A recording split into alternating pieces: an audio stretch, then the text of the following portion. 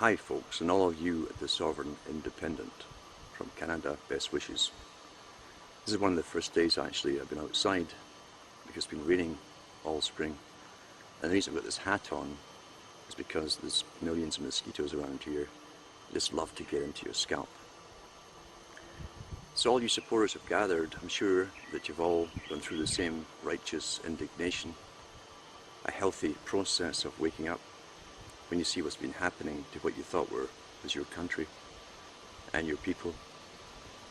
And you've watched basically a superstructure being built around your entire system by people who generally are unelected, although they put politicians into office too, and they belong to very high societies and secret societies. Basically they are secret, in fact, because they don't like the public to know about them.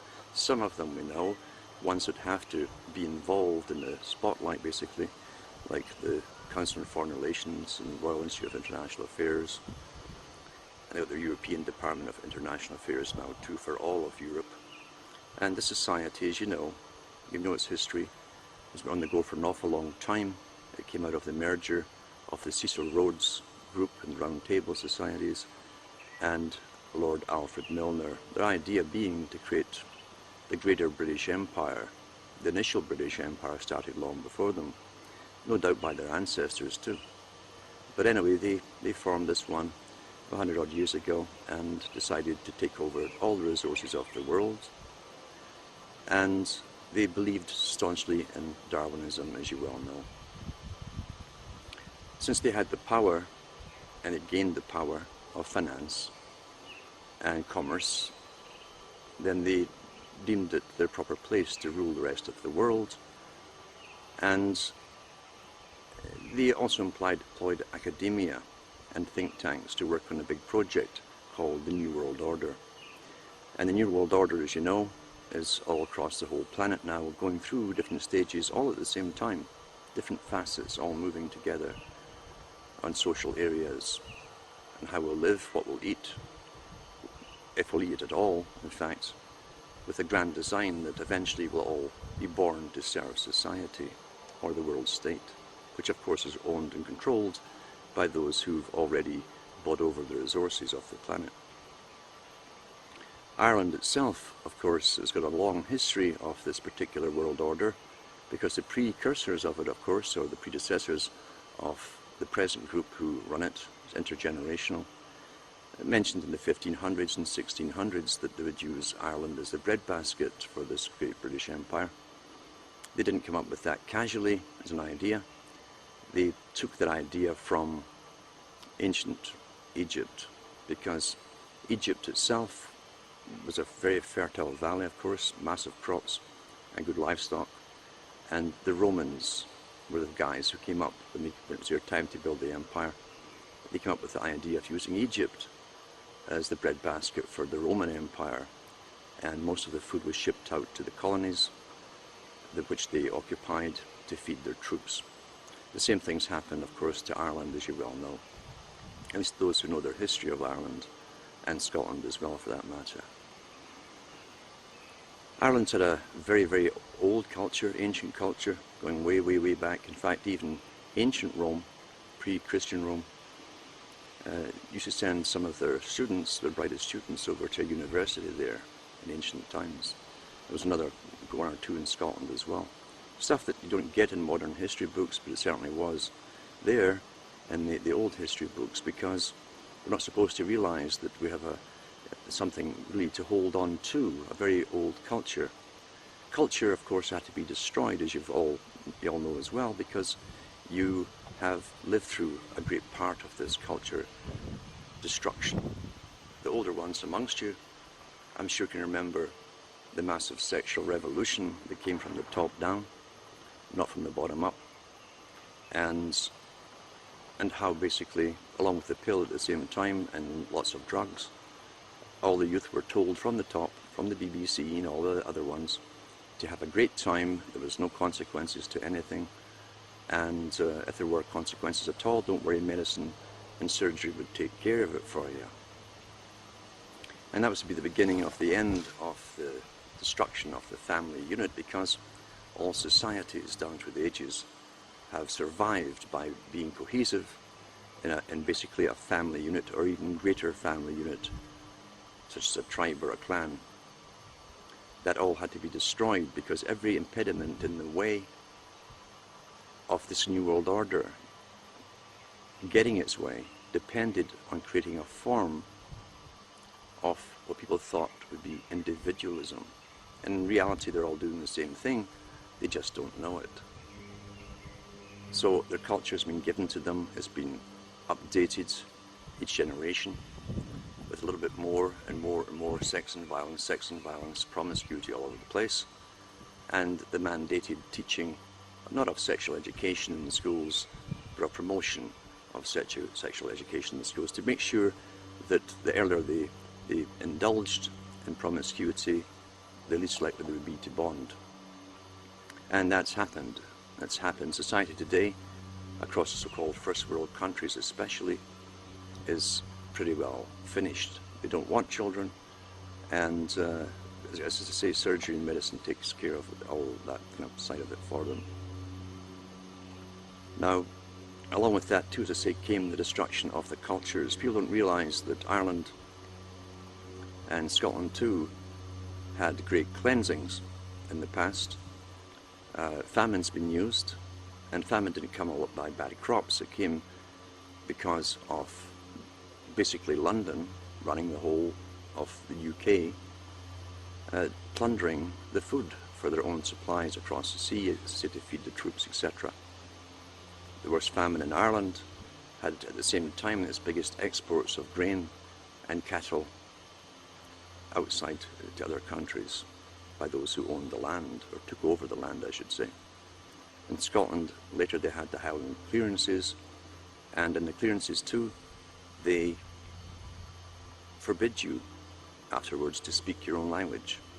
The culture had to be destroyed. You couldn't even wear the clothing of your clan.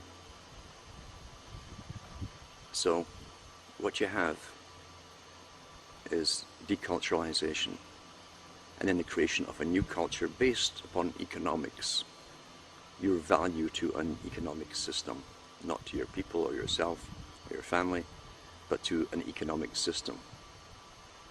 I'm sure all of you are so sick and tired of hearing about the economy, and how it must compete with China. What a ridiculous joke. Ridiculous joke. So, what's happening today? Where are we today even with all of this? Well, we know that the United Nations was created by the Royal Institute of International Affairs. Same boys set it up to be a good front for them, because through binding treaties, ever increasing and ever binding, more and more every year, they would bypass all national sovereignty, which they have been awfully successful at, and eventually they'd have a system where there'd be 3 main trading blocks or regions. Altogether the world would have 10 regions, and eventually you'd have a loss of national sovereignty as you were integrated again through laws and legalities and ever increasing legislation. You'd be integrated completely into the new system, the new bloc. And they hope, and they're quite right, I can see it happening, that eventually through education, starting very young, you think of yourself as being international. Young children already do. And they don't see anything wrong with it because they've had all the right kind of propaganda. They have no idea of history. They have no feeling of the past, or bonding to their ancestors and predecessors, or the great things their countries have given to the world. And by that I don't mean simply economics at all. The literature that's come out of them, and all of the terrific society, the culture, the rich cultures that came out of them. They don't know about that. They've all been given the same music culture, the same video culture, and it's been drummed into them since kindergarten. Kindergarten, by the way, was started up by the same bunch of the Royal Institute of International Affairs. They promoted it heavily. They took the idea from Germany. They already ran a good part of Germany, in fact. And Milner himself was from Germany. And they knew that to get them very young and drum into their heads this idea ever increasing with every generation of globalism, and prepare the minds to accept that which they would eventually see and feel and experience down the road in their lives. It's astonishing really when you think about the amount of think tanks that are at work all the time, working on this great project of integration. They work it out like a battle plan, and I literally mean that as like a battle plan, a great big battle plan, where every possible consequence of every move they might make, then they haven't moved the figures on the chessboard yet, but any move they might make, they look to see what the consequences and backlashes might be. And then they prepare for all those backlashes before they've even started or moved one of the pieces on the table, on the board. They know when there's going to be trouble with the people or different sections of the people, because we're all stereotyped into different groups. Especially now with computers, it's so much easier. We help them do it, of course, by updating ourselves every day on all our conversations, emails, and so on. So, before they make a move, they know the different types that will form groups and protest or demand or whatever. And therefore, they even set up, generally, their own leaders in advance before the move is made, before the consequences are made available to the public. They're aware of it, and then they give you often the leaders. And that's why you have to be so careful of leaders, so careful of the ones they give you. They'll also give you many fake leaders who will spin you off into the New Age, because that's very important to ridicule all movements that talk about this New World Order. And it's bad enough today when you mention anything about it, and they'll say, well, you must be one of those crazy New World Order people who believe in aliens and reptiles and stuff like that. And that's how they dismiss you. Very clever, but it's worked in the past, it will work again. So all you can really do is concentrate on a one-to-one basis on people who are already looking for answers. They're already asking the right questions, and you must teach them very slowly, a little bit at a time, until they can comprehend it. Never bombard someone who's asking questions with too much information at once, because they can't comprehend it. They'll shut down in front of you, and they won't want to look at it again. The regionalization process is very, very interesting, because we're already seeing some parts of Britain being leased off to corporations. Now remember that Professor Carol Quigley, who was allowed access as the historian for the Council on Foreign Relations, which is simply the American branch of the Royal Institute of International Affairs, he said that this new feudal system would really run the world. When you have corporations leasing parts of whole nations, then you're seeing the start of it, because leasing is like leasing to buy. And given enough time and more culture alteration, you'll find that they'll sell chunks off down the road. There's no doubt about it. We even see that happening now with the fake austerity and the planned bank crash at the right time. That was all planned to bring on this age of austerity. And the first thing they say is, oh, you have to sell off your assets. Ireland's been told this, Portugal's been told this, Spain's been told this, Greece. Well, who's going to buy your assets, your national assets, as they call it, and the ground that they sit on? Well, again, it's big corporations, as we all know. And eventually, as we get used to this idea, then they'll start down the road. They will train children to grow up thinking they're totally international. And remember this, the whole idea of remembrance of having a nation is to be eventually eliminated. Totally eliminated. Until there's no reference point to look back on. John Dewey was a great proponent of this. In fact, he came from the same group that helped create the educational system to make all this happen using scientific indoctrination. And It's worked very, very well right up to our present time, but it's going to work better on the ones who are in kindergarten now, because they've never had such intense psychological indoctrination. And they'll have no memory, eventually, of having a nation, step by step by step. That's what they'll do. They're already talking about joining Scotland with Norway. But when they do that, what will they call the place then? What will it be called? There'll be a new name given to it, for instance. And that's how you're deculturalized. And that's how it's so easy for the past to be eliminated. Back in the 80s, late 80s, they started dumping books out of all major libraries at the same time. And into the 90s, it accelerated.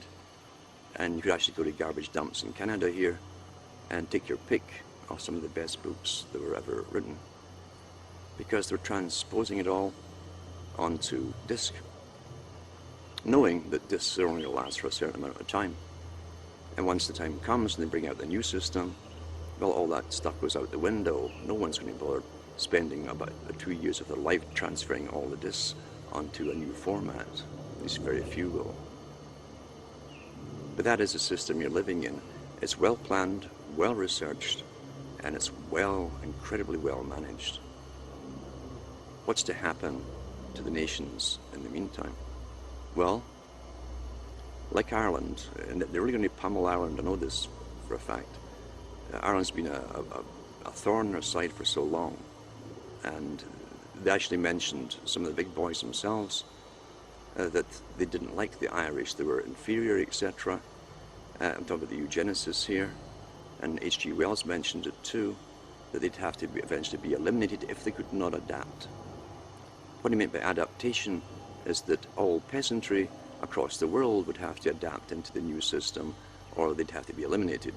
And the Celtic people tend to have an allergy to tyranny, and always have had. It must be hereditary or something, and they don't take kindly to being used and abused and ruled over by these scheming megalomaniacs. We know too that it isn't just psychology that's being used, although massive psychology is used on a daily basis through all media and entertainment. Entertainment, remember, is the best form of indoctrination because your guard is down. You don't expect to have anything implanted in your mind like a school lecture during entertainment, because that's what it is, right? It's just fun and games. No, that's when they get the PC messages across to you, and like Plato said a long time ago, basically monkey see, monkey do, and that's how they train, especially the young. But not just the young either. People emulate what they see. That's what soaps are for too. It's to do with affairs and so on. People will actually emulate all this, and we've seen this too in our own lifetimes. But they also talk about psychotronics. And psychotronics is an amazing system of really electromagnetic and pulse control. The brain works at a certain frequency within a certain little band, and a long time ago the HAARP technology, that's the HAARP, was invented a long, long time ago.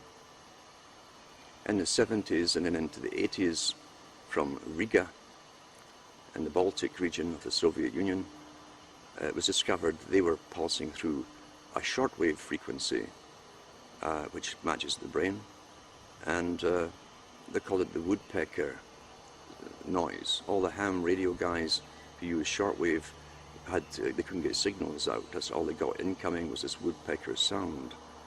And I've talked about it on the radio broadcasts I do at RBN, and it's in the archive section where you can actually hear it, and you'll find that I think it was one of the main US TV stations did a documentary on it back in the 80s.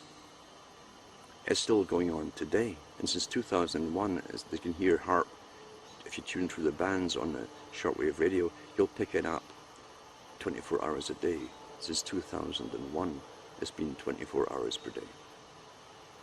Now, what's wrong with this particular frequency? Well, you see, they've already admitted that they can alter behavior with HAARP technology. You because it does basically work within the same bands as the brainwave does, the human brainwaves. And they can, by slightly altering it, they can make people happy, or sad, or angry. And if you want to bring people through the biggest changes they'll ever experience in their entire lives, and maybe in history for a long, long time, the biggest changes into a new world order isn't just an economic order or a new regionalism. It's a completely new way of living, organized by your betters, you understand? The betters are those people who can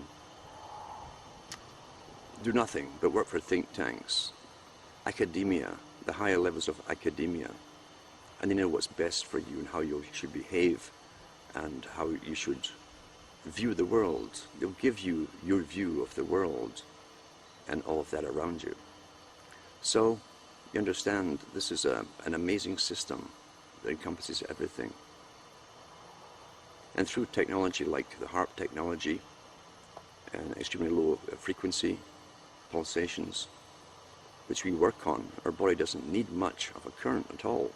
Each cell in your body, all the different tissue cells, work on their own frequencies. And you can certainly match those frequencies. You can make a person rather ill too if you simply attack a certain enzyme, for instance, and it won't be taken up by the uptakers, and parts of your tissue will simply not function. That's how easy it is to program us, much like any piece of electrical equipment. So you understand the dangers of using this technology. It's already working. I think it's already making people very placid, way too placid for what's happening around them.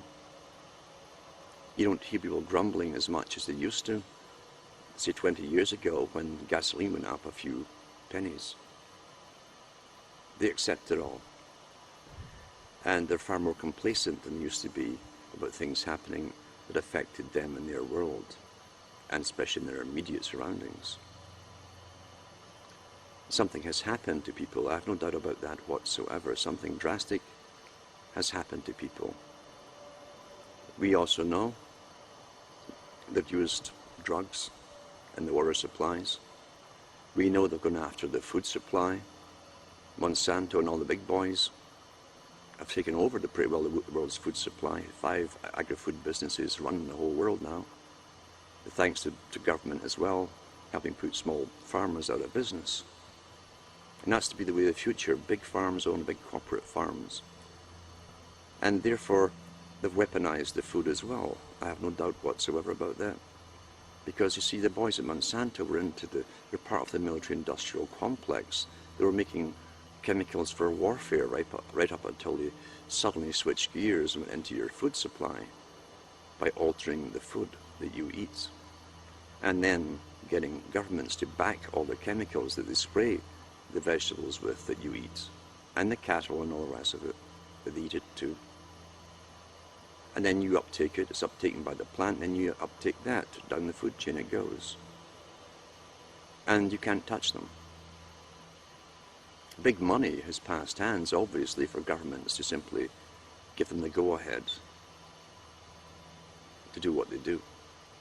In other words, this is a must-be, as I call it, part of the big agenda, a must-be of the plan to get all of this through. There's no doubt about it. And then you go into the writings of Lord Bertrand Russell and others who worked definitely high level for the big think tanks. And he said by diet, injections and injunctions, we should create a placid, conformist society.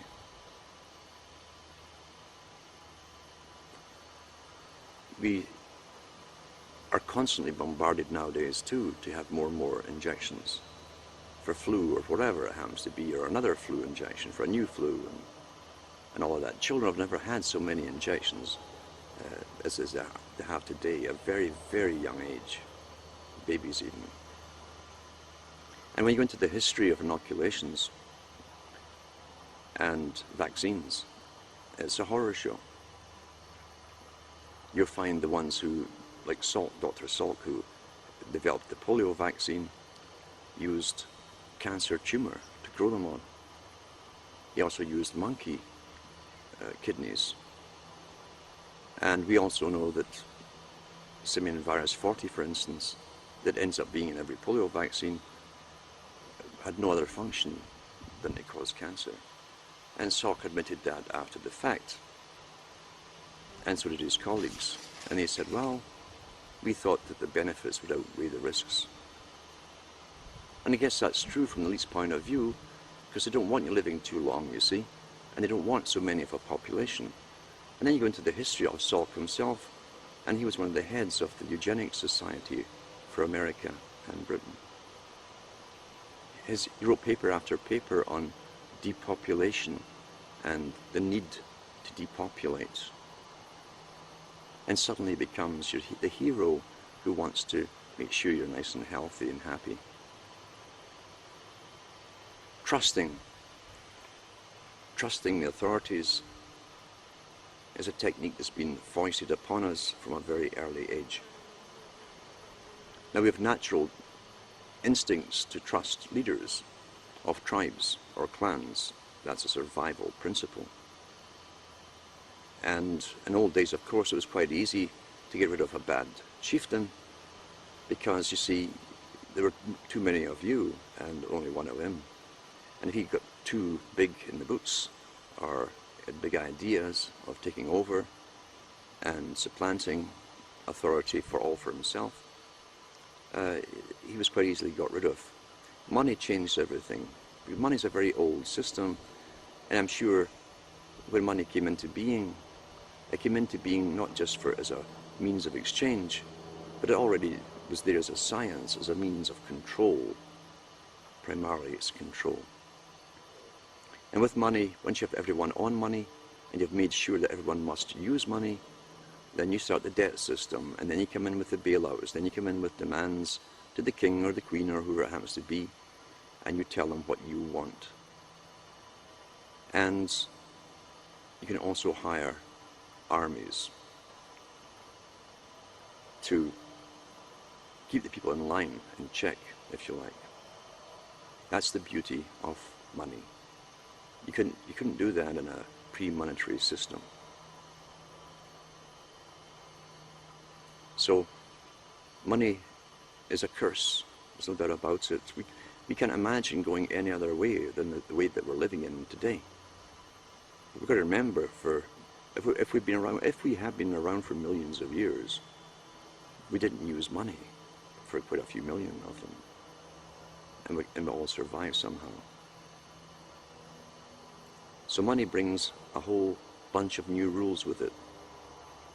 It brings standing armies, it brings police, it brings mercenaries, it brings whatever will keep you all in line and check. It also gives you careers. You become that which you work at, unfortunately. You forget who you are, you forget you're a human being, or you put a uniform on, and you will definitely forget you're a human being. And if you're well paid, you'll do whatever you're told to do, as long as the brotherhood that you belong to all happens to do the same thing. So we're living in a system which is not pretty. It's pretty evil, in fact, and it's been on the go for an awful long time. But it's not happenstance, it's not evolving by itself. It's planned as to the direction that it's to evolve into. One thing the big boys never do is leave anything to chance. Anything at all to chance. Now, if you look at the writings of communism, and we know too the same big boys created communism, they financed communism and its leaders, you find that they had 5 and 10 and 15 and 20-year plans, all in different areas of society and industry, creating big dams for water supplies or hydroelectric, things like that. We see the same system, the exact same system used by the United Nations. If you go over their various writings about their great plans for the future, 50-year plans to bring up this society, 50 years to change that society, etc. So the direction of the future is not unfolding happenstance, it's actually being forced along in one direction only, to ensure, of course, that those in control remain in control. If they did let things get out of hand and that things evolve, as they say, cultural evolution, the way that they would do by themselves, they would lose control. And they're determined never to lose control. They know where they want to take the world. Inventions too, by the way, and research and development are given out to scientists by grant makers. The grant makers tell them where they want them to research into, because, you see, if they can use these technologies, they can control the people all the better. So all research and development, all science is directed along one channel, and it's a channel that the big boys, okay, is being safe to themselves. The big society is a term that's been floating around now for some time with Cameron, but of course the big society is the congealing of all of this system into the one system worldwide. But Britain has always been the flagship for testing all this out on the general public. I think Sir Thomas More said that the English were the most obedient people in Europe, and that's why they could do this kind of thing with them. They would accept so much. They have a great obedience to authority. And you'll find that they've certainly tested everything on the people in Britain. They've never really had the breaks that, say, America had, Canada had, and even Australia had for the average person. They could never achieve that kind of lifestyle for the majority of the public, including their history too. Mining, all that kind of stuff, kept them mainly as a working class people, and taxation did the rest. But the big society has to do with the whole of Agenda 21 from the United Nations. Agenda 21 is also called the Programme for Sustainable Development. And sustainable development is to do with, again, the proper experts deciding if you should be born, do they need you to be born, and if you're to be born, who should they mate up with whom to have you born. They don't like this idea of just picking your own partner for having children. In fact, now, as I say, they've made it almost obsolete. Most people don't want children anymore. They want what they think is fun, perpetual teenagers for their whole lives. That's what's promoted at them through everything they watch on television and through the magazines. Elderly people now, you see, are all senile and have nothing to pass on to, no wisdom whatsoever. And that, again, is a fantastic trick which they've used. It's in every movie that shows you anybody who's old, they've got to be senile and doddering around on their feet. When the wisest people of all ages were looked up to by previous generations because of the wisdom that they did have, and because they knew of all the cons that had been pulled in their own lifetimes and their predecessors, they kept that knowledge and passed it to the young so that they wouldn't make the same mistakes again. But Agenda 21 will have experts deciding everything, as I say, even if you're going to be born, what you will be born for, what your task will be, and they will decide what you'll be trained at. Nothing else, just that one training. You don't have to know about geography or anything else or history, just that one kind of training. The Sovietized system, actually a perfected system, more perfected than they got in the Soviet Union. That's what they're after. And it has to do with population reduction and population management, again by the experts, on how many people should live in a certain area, to do with animal corridors for wildlife and human corridors for humans. But the humans have to be drastically brought down in size. We've had global meetings, again by the big philanthropists, because this new system has come out quite openly now saying, well, you see, we're not really democratic anymore, we're kind of post-democratic, and it's time that the big philanthropists joined in shaping the direction that we're taking in the world. You go back to Adam Weishaupt, and that's exactly what he said.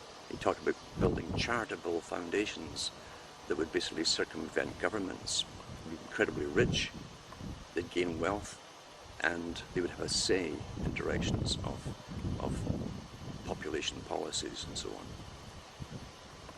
So we're already at that stage. We'll also see more and more people being appointed to governments as experts and not elected, especially in the scientific staffs. So Agenda 21 is the agenda for the 21st century because they hope to accomplish most of this in this century.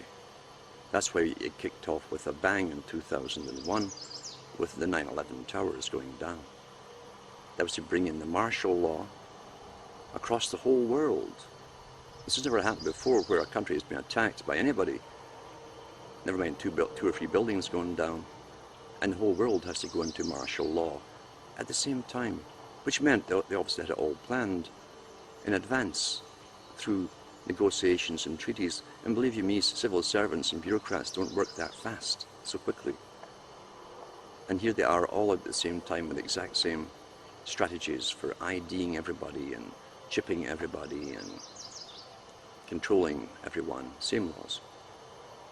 That was the kickoff for the 21st century. The rest of the happenings we've had since then have been wars again across various countries, Middle East and so on, in order to make them standardized, because the Muslim religion, again, is probably well the last one left that still has a culture attached to its religion, very intertwined. You can't separate the two. They're not into usury the same way either, and that's a no-no. You must get the central banking system, which really is there to borrow money from private lenders and get debt going in order to control a country. And that's what's happening today across the world, as the big boys who already own all of us in our countries are now after owning the other countries as well. And that's what it is. They will own them, lock, stock and barrel, under the guise of bringing them democracy, which they tell us is now obsolete for us. We're post-democratic. That's the Club of Rome that said that. And once again, they must fulfill all of the agenda this particular century. In the last century, the 21st century was to be the era of change, the century of change. That's what they called it in academia, in philosophy and sociology, because they knew what was coming. At least the high professors did. They've been working at it their whole lives, and they're funded by governments to do so, and think tanks and private foundations that run the philanthropies. Margaret Thatcher and others have called it a parallel society, or a parallel government, I should say. And that's what it is. It's a parallel government. There's hundreds of these foundations, and they employ their think tanks.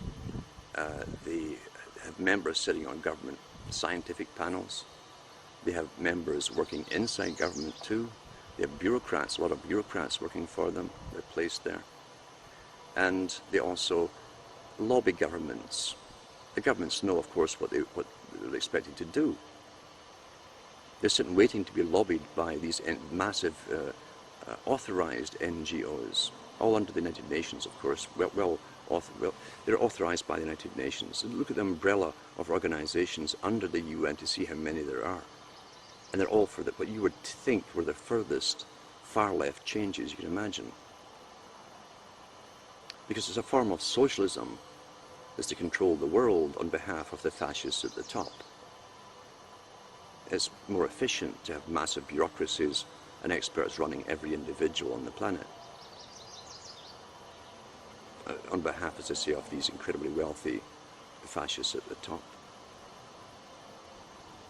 They like order, you understand. They've always liked order. Order really appeals to them.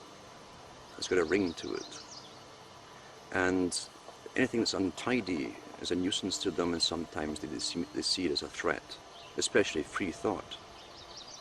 That's why all your writings on the internet, everything, your conversations are monitored to make sure that you're absolutely predictable. Absolutely predictable. Nothing can go wrong. Nothing can detract or sway from this direction we're going into, we're actually into. Now, what will they do with this New World Order? Well, as I say, the countries will disappear. They may even be bought over piecemeal, pieces of them, one piece at a time, and people will grow up into an area or a region and be owned by Sony Corporation or whatever the hell it might be, who knows. But that's the way it will go. under necessity, of course, under bankruptcy's necessity. That's how it will be done. The big society is to work parallel with it to make sure it's uniform across the whole world. And the children have to be given a special indoctrination, and so that if you mention a country or any kind of nationalistic idea at all, they'll actually think you're an enemy. They'll look upon you as being a kind of dangerous character with ideas of that silly nationalism or pride in your culture, your country, or whatever. It's all been done before on different scales in different countries and totalitarian states. It's just been done on a world scale today, and it's got better indoctrination. I don't think there's a single movie out there anywhere that you could watch today that doesn't have a whole bunch of updated, politically correct messages included within it. Sustainable development is the big stick for forcing all this through. Remember too, if you're living in an abusive system, you must really abuse those who you want to control. And you get their allegiance to the abuser by getting the abused to believe it's their fault. That's how it works. And we're being constantly bombarded with big money, big organizations, well funded through the foundations and your government, telling you there's too many people, they're just taking up the world's resources, and we can't just keep this going on for much longer at all. We had Prince Charles out, remember, a couple of years ago. Every couple of years he comes out and says the world's going to end in 6 months if we don't stop all this consumption. And it keeps rolling along, and we're still here, and it doesn't stop them, of course. They never stop, because every time they do it, there's always a certain amount of weak-minded people who believe them. So there's more and more each time they do it. But the sustainable development is to be a new peasant system, really, and the big society. The big society have categories of, again, the class system. Don't forget the class system. It's no different than Canada. Most folk in Canada now who are buying places in the country are working for government. They're bureaucrats, civil servants. They can afford it. They get the special mortgages. They get the special rights to live on the land. They're not bothered by inspectors because they're part of government. Where everyone else is being harassed all the time with higher taxes, government inspections for pollution and all these kind of things. They put lots of farmers out of business under these pretexts or pretenses, and it's not going to stop. So just like the Soviet Union had their bureaucratic class who could go off to the country and their wonderful dachshunds every so often and be served hand and foot, you have a class system across the world, again, starting in Britain, with the upper income brackets who work in government, who will have their better communities, their gated communities, and their rather expensive homes, but they'll get special discounts, etc., and special mortgages to buy them. It's already happening, in fact. The rest of the public have to be crammed into the already existing major cities. That's the agenda. And if you read the report, I've mentioned it's in the archives section at cuttingthroughthematrix.com, the report from the think tank for the British Department of Defense and the other one for the US Department of Defense. Both think tanks came out with the same, pretty well identical reports on projections for the next 50 years, where they talked about bringing the population down, and suddenly around 2030 to 2050 or so, there'd be a drastic decline in population. They mentioned there could be plagues. Well, a great place to get a plague is and catch it for sure is in a city situation. And if they bring in famine, which they also plan to do, by the way, food shortages. Remember, 5 agribusinesses basically own most of the world's food right now. Easy to cause a food shortage, especially when they're gambling the stuff on the big stock markets, the big casino. But they want the peasantry to be crammed into the cities, still produce as they can produce at all, as they go under and die off. And by 2050, they expect some major things to happen. And eventually they say, magically somehow, they didn't explain why, that after that period there would be a world government. Before that, actually, it wouldn't last too long, and then the world would have just a few city-states, like the old ancient times, a few city-states across the world. Didn't mention where all the population went to, of course, and didn't mention people being left on the country anywhere, just these big high-tech city-states, I guess with the right breed of people living in them. The more adaptable type for the Darwinian theories, you see. As I say, those who can't adapt must die. That's their theory. And we even have some documentaries coming out from people showing us these wonderful simulations of these wonderful city-states where they'll be driving, if they drive at all, these electronic cars or pollution-free cars of some kind or another. But you don't see crowds of people in any of the simulations. There's never crowds, as you would see in modern cities today. So big plans are underway. And you've got to understand too, the big boys keep talking about it something else. They call it pragmatic.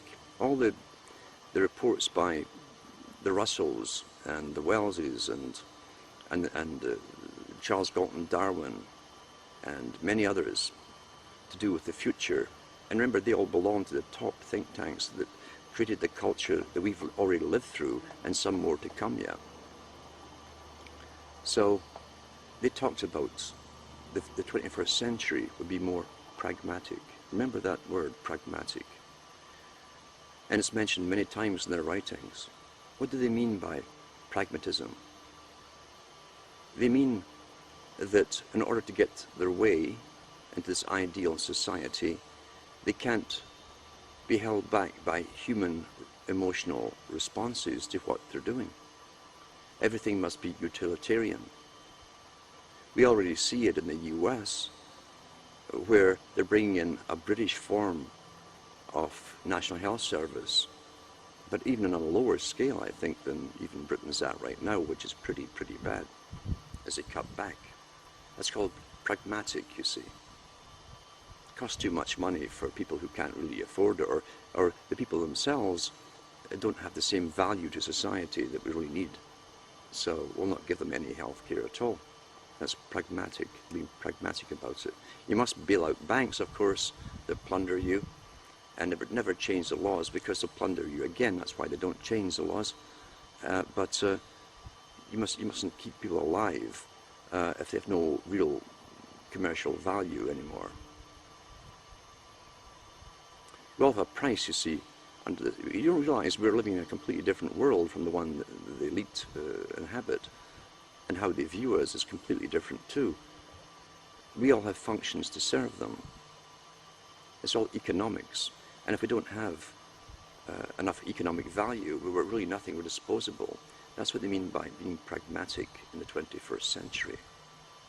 It's the same with the wars, as I say, that are going on across the Middle East, as they overthrow governments, well-planned, long drawn out, long-term agendas, well-financed, to standardize the world. They can't have all those peasants living doing what they want to do. No, they've got to blow a lot of them away and then keep what's left and indoctrinate a young generation to form a new government who will serve us, meaning the big elite that exists across the world. Everyone must have an economic value to serve the system.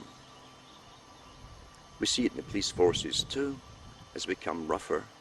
Remember, a whole generation's grown up now watching, beginning with Rambo, and then going on from there, the tough guys with the big guns, and now the black suits, and they grew up playing video games, wanting to be the winners. That's what video games are about, killing and winning. And you belong to a brotherhood, all wear the same uniform, and you don't see the old type police officers anymore, where they had courtesy and respect for the public whom they knew they served. In fact, the public now have been conditioned that you serve them and you jump and obey. We're in a dangerous situation, and this has got to be stopped. This has got to be stopped. And people put back in their places, because we're going into a hell on earth. We're actually pretty well in it now. We're not right in the middle of it yet, but that will come if we don't stop it. And remember that everything is coming from your tax money. The whole darn system depends on you paying taxes. In fact, that's all the elite think you're there for. And have many more taxes to get rid of your disposable income in a post-consumerist society. That's what they tell us now. You'll be lucky to be able to afford to eat in the future or heat yourself.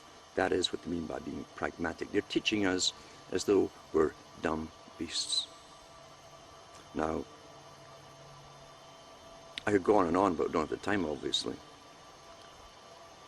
But for all you who are gathered there, you all started as individuals, coming to conclusions by yourselves.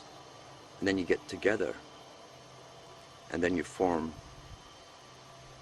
a group of like-minded people, and then you gain, hopefully, political power, because you must start to expose this system and do your homework and look at all their big plans and get the documentation so that no one can laugh at you. So here's the plans, here's who wrote it.